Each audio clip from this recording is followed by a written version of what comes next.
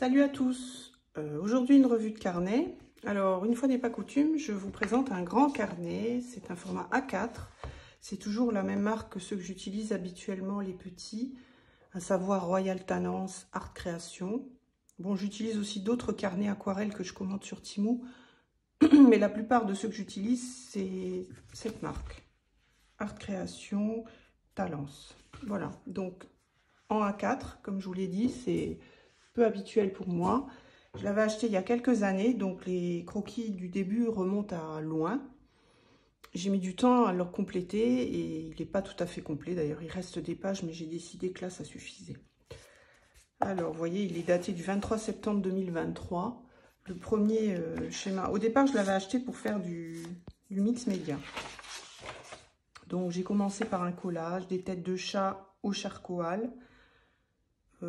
Là, j'avais fait un essai avec de l'acrylique et c'était pas concluant. Donc, j'avais collé un morceau de papier crépon noir et j'espérais faire un croquis par-dessus en mix média, mais j'ai pas trouvé l'inspiration.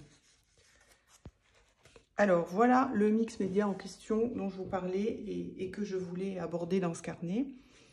Donc, de l'acrylique, des crayons pastels.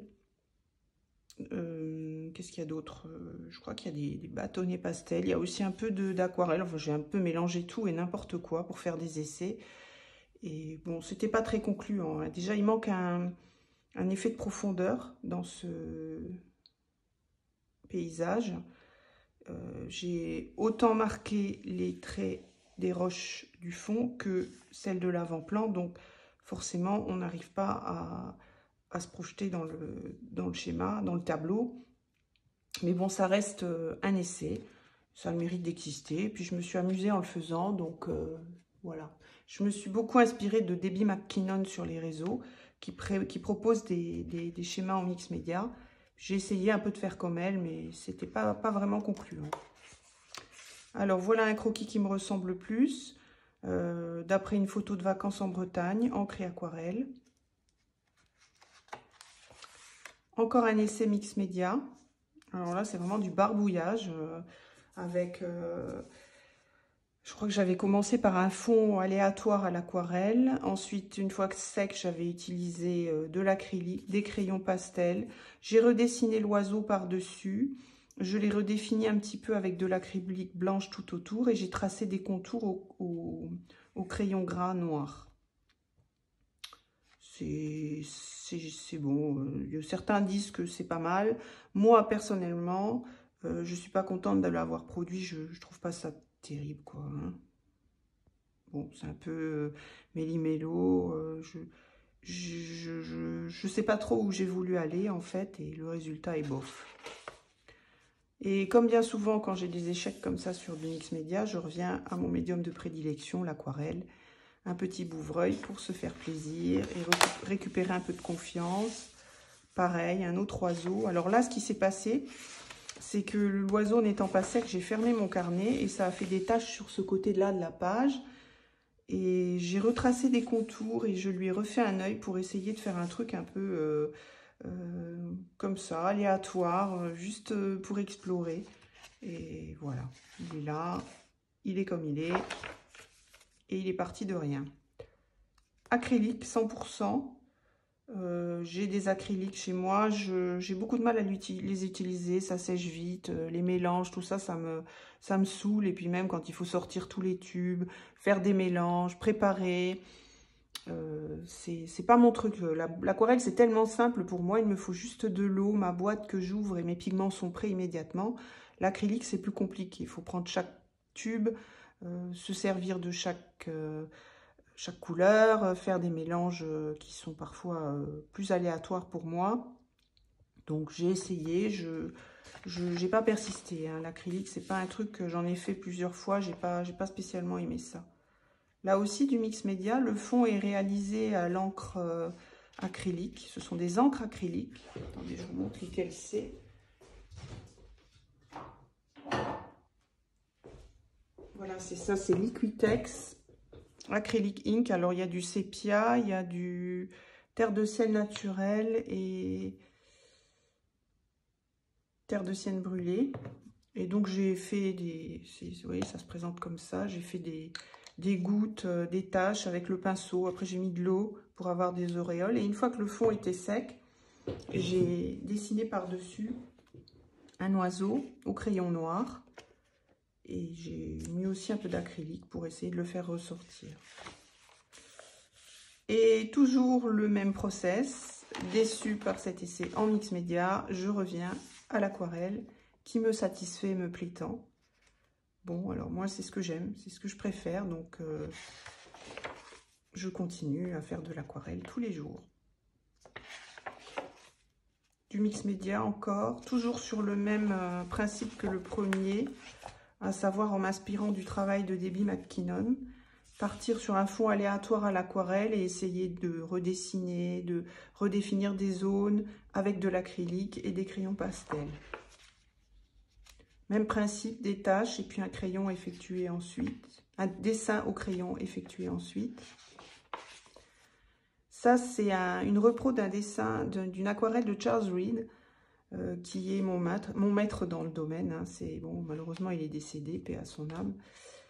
Mais je le regrette beaucoup. Il a produit énormément de livres, de vidéos, de DVD. Il faisait des cours. Bon, malheureusement, je n'ai pas pu y assister, évidemment, c'était aux États-Unis.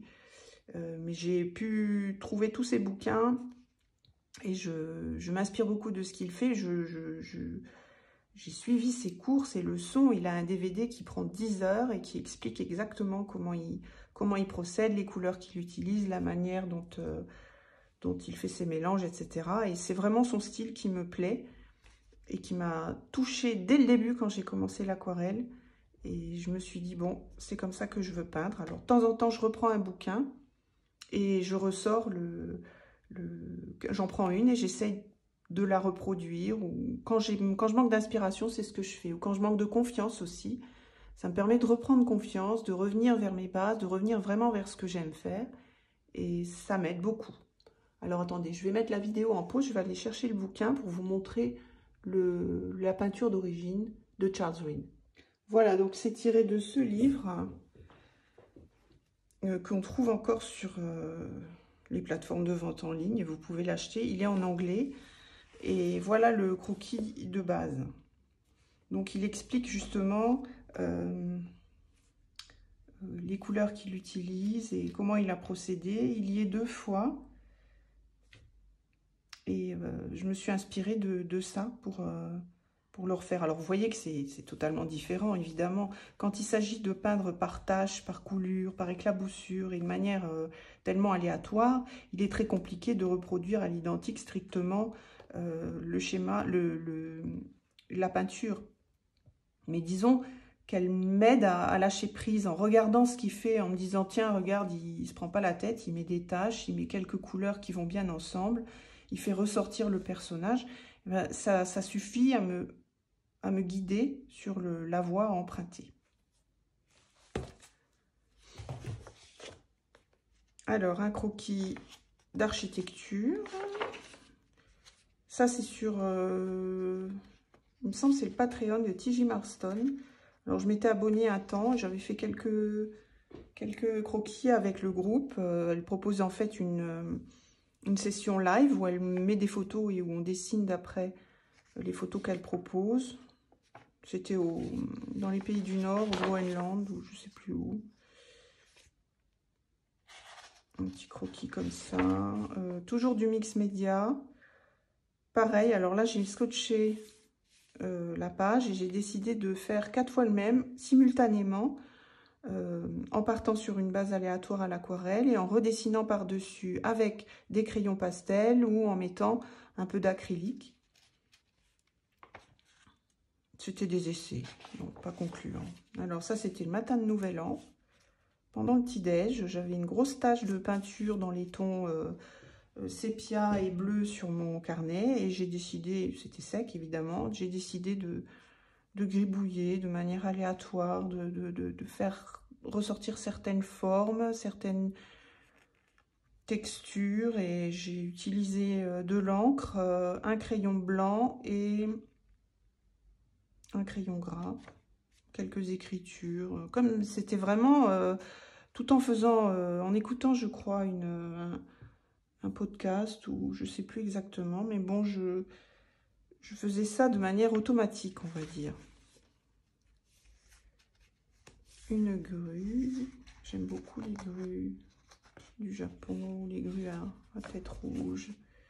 Pareil, le cursus de Debbie McKinnon, qui explique comment elle fait. Donc là, elle est partie avec un fond au charcoal noir, sur lequel on vient effacer des zones, travailler à la gomme mie-de-pain, et puis ensuite redessiner avec le crayon charcoal et de l'acrylique blanche pour quelques rehauts. Je crois qu'il y a la vidéo sur ma chaîne. Il me semble qu'il est sous forme de short, où on peut le voir comment je l'ai exécuté. Aquarelle et crayon charcoal. Là aussi, Debbie McKinnon, toujours, qui proposait de travailler avec des collages, donc des morceaux de pages de livres arrachés.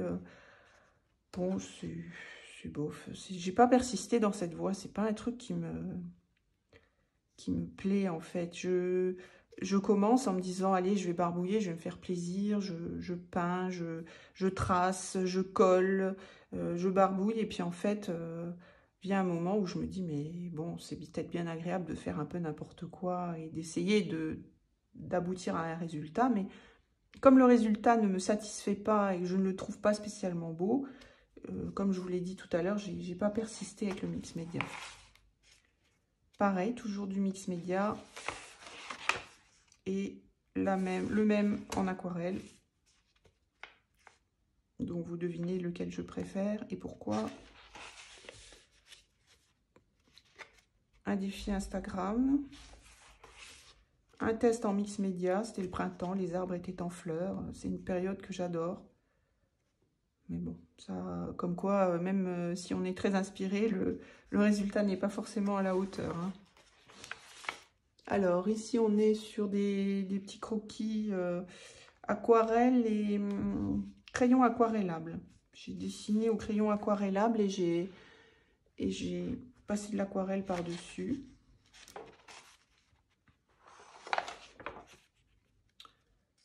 Un défi Insta. Là aussi, c'est du crayon aquarellable et aquarelle. Alors ça, c'était un cauchemar à dessiner. C'était un carrousel, une photo proposée en défi sur Instagram. Et c'était très très compliqué avec énormément de détails. Et puis déjà beaucoup de couleurs, beaucoup de formes. C'était vraiment, je vous dis, un cauchemar, hein. Alors je me suis dit, bon, ben, faisons de ce cauchemar un rêve. Bof. On va dire que je l'ai fait, que j'ai essayé. J'ai essayé de simplifier au maximum les tracés, les formes, les crayons, les traits de crayon. Et j'ai mis des couleurs vraiment de manière aléatoire parce que c'était vraiment un tel imbroglio de couleurs différentes que j'ai vraiment essayé de ne pas dessiner chaque forme colorée, de ne pas peindre chaque forme colorée de manière précise. Et finalement, c'était la bonne manière d'aborder ce sujet. Quand vous avez un sujet tellement complexe, avec tellement de détails, et que vous vous dites, oh là là, ça va être la merde, eh bien, il faut vous lancer, simplifier au maximum, faire les grandes formes, pas se prendre la tête si c'est pas tout à fait juste, si c'est plus petit d'un côté, plus grand de l'autre. Vraiment faire ressortir les formes principales qui vous sautent aux yeux. Et puis après, vous faites des petits zigouigouis, des traits, vous reliez un peu le tout. Et en général, on arrive à s'en sortir comme ça. Et pour les couleurs, de la même façon, ne pas vouloir absolument faire les détails colorés aux endroits où ils se trouvent, mais faire une tache aléatoire, colorée, plusieurs couleurs qui se mélangent, et puis on laisse faire et on obtient un résultat. Enfin, moi, personnellement, le résultat est satisfaisant par rapport au sujet qui me paraissait vraiment insurmontable. Des essais, des dessins, une aquarelle. Là aussi, vous trouverez le short sur ma chaîne. C'est de la verge d'or, il me semble. Je l'ai fait 2 fois. Je ne sais pas si c'est la vidéo là qui est sur la chaîne, mais vous pouvez trouver un short qui a bien marché, que beaucoup de gens ont regardé, où je montre comment je le dessine et je le peins. Bon, là, il y a des trucs ratés. Vous voyez, je replie les pages. Des fois, je les colle, des fois, je les laisse. Du mix média. Des exercices. Alors là, je ressors régulièrement mes livres d'apprentissage du dessin qui sont essentiellement dessiné grâce au cerveau droit de Betty Edwards et les clés du dessin de Bert Dodson. Et là, ce sont des exercices en ligne continue préconisés dans ce dernier livre que je viens de citer. Vous voyez, il propose différents exercices, différents projets. Dessiner une pomme de mémoire et telle qu'elle est réellement. Dessiner ses yeux en se regardant dans un miroir. Dessiner un objet en verre avec beaucoup de reflets, beaucoup de formes et beaucoup de complexité. Dessiner un objet technique avec toujours dans la même idée, prendre quelque chose de très complexe à dessiner, puis essayer de le simplifier et de surmonter sa peur en fait. Dessiner ses pieds, ses mains, tels qu'on les voit. Là, j'ai dû refaire certains avec le vert, le citron, tel qu'on l'imagine, tel qu'on le voit réellement. Dessiner des regards. Reprendre des dessins de grands maîtres, des esquisses ou des dessins ou des tableaux de grands maîtres et les dessiner. L'objet technique, toujours, comme ici, complexe. Essayer de faire un truc simplifié pour surmonter la difficulté. Quelques dessins en crayon. Bah là, voilà, les encres acryliques sont restées près de moi. Bah, ça tombe bien. En fait, c'est ces encres que j'ai utilisées pour ça. Et j'ai dessiné directement avec la pipette. Voilà. D'abord, j'ai fait des traces comme ça, de manière aléatoire. Et puis après, avec une autre encre d'une autre couleur, ça, je dois avoir un terre d'ombre brûlé ou le sépia, j'ai tracé les contours de la poule. Ça, vous avez une vidéo sur la chaîne, un dessin de contour à l'aveugle et des dessins en ligne continue. Le même essai que précédemment, moins réussi parce que j'ai trop voulu tripatouiller. J'ai utilisé aussi de l'encre de Chine noire là. Et j'ai voulu faire ressortir la poule en mettant du blanc tout autour à l'acrylique. Mais c'est pas joli, c'est pas réussi. Quelques dessins aquarellés. Pareil, là j'ai fait le dessin au crayon de papier, le dessin à l'encre. Je trouve que ça ressort toujours mieux à l'encre.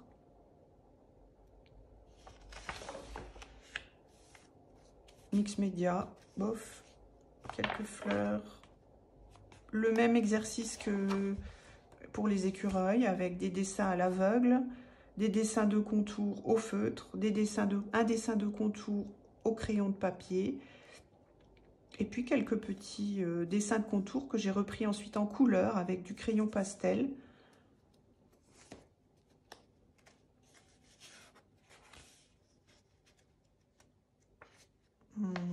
Ça, ce sont des inspirations que j'ai trouvées sur Instagram. Celui-là, je l'ai fait plusieurs fois. Il me semble qu'il est là-dedans. Je vais peut-être vous le montrer en même temps, comme ça. Voilà. Donc, en fait, je l'ai d'abord fait comme ça. J'ai abordé le sujet comme ça. Et puis, c'est vraiment le fouillis. C'est un peu n'importe quoi. Il y en a trop. Il y a trop d'infos. On ne comprend pas, en fait. Il n'y a pas de plan qui se détache. Donc, je me suis dit, je vais faire ça différemment. Je me suis concentrée sur la maison en la laissant sans peinture pour la faire ressortir. Et j'ai fait un lavis aléatoire mélangeant du vert, du bleu, un peu de rouge autour de cette maison pour la faire ressortir. Et je trouve que c'est ce qui est mieux, c'est ce qui me plaît mieux. Donc, de plus en plus, je tends vers ce genre de croquis où je laisse une zone pas peinte pour vraiment la faire ressortir. Et on comprend mieux là où je veux en venir et ce que je veux montrer, en fait. Alors, je l'ai fait également sur un format A4. Je vous le montre. Voilà, il a été fait sur du papier aquapad. De la même façon, avec un dessin au crayon micron très fin. Et ensuite, une grosse tache coulante et éclaboussée de pigments à l'aquarelle. Et celui-ci est pas mal, je trouve. Ça me plaît. Ce style, je pense que je vais l'explorer plus souvent. J'aime bien. Un défi Instagram, un fouillis de fleurs, un croquis aquarellé, je sais plus, des tournesols au crayon ou feutre plutôt.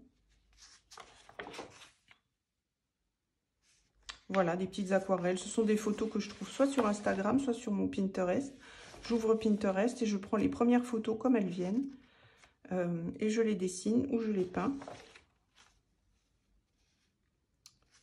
Un portrait, c'est un défi Instagram. Et ça aussi, c'est une reproduction d'une aquarelle de Charles Reed. Exactement le même principe dont je vous parlais tout à l'heure, où je prends une de ces aquarelles et j'essaie de m'en inspirer ou de la refaire, évidemment pas à l'identique parce que c'est pas possible, mais ça me redonne confiance, ça me rappelle les bases et je repars d'autant plus sereine ensuite pour aborder d'autres aquarelles. Un défi Insta, c'est une souche, on ne comprend pas forcément.